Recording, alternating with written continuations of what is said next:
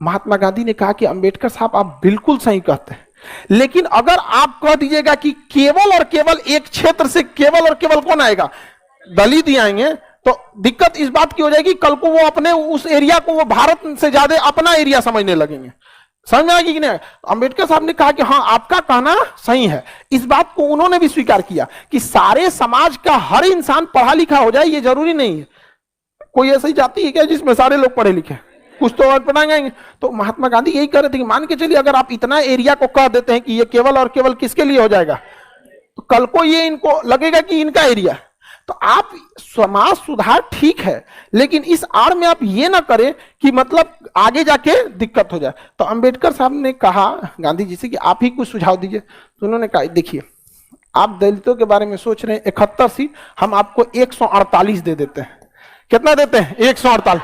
अंबेडकर साहब को इनका कौन गुंजी हो गया यहाँ पे, समझ में आ गया कि नहीं आ गया? कितना देंगे? 148। लेकिन 148 सीट अलग अलग, एक यहां ले लीजिए, कभी यहां ले लीजिए, एक तो यहां यहां, ऐसे करके आप जहां तहां से लीजिए, ठीक है? ऐसे सीट लीजिए। इस सीट से फायदा क्या होगा कि हर एरिया से जो पिछड़ी जाते हैं उनका कुछ ना कुछ उत्थान होगा और धीरे धीरे पूरा समाज बदलेगा। थोड़ा समय लगेगा लेकिन समाज बदलेगा। आपको 71 चाहिए था ना, हमने आपको कितना दिया? 148 दिया यहां पे। लेकिन पृथक क्षेत्र नहीं देंगे, संयुक्त क्षेत्र देंगे।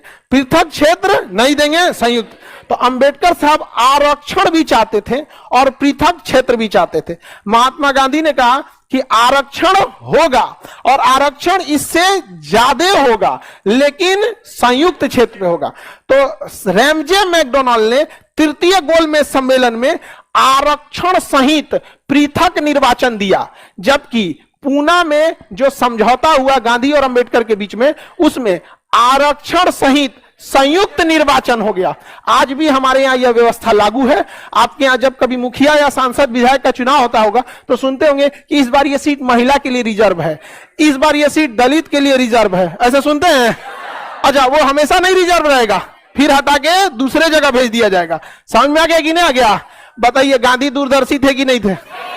इसके बावजूद गाली दे देते हैं लोग, तो हमको अजीब समझ में आता है। उस इंसान को आप कभी नहीं समझा सकते जिस इंसान ने इतना कुछ किया यहां पर, उसको भी लोग गरिया देते हैं। अंबेडकर साहब भी खुश हो गए, कहे कि गांधी जी हमारा आपके प्रति विचार बदल गया, हमें ऐसा लगता था कि आप समर्थन नहीं है।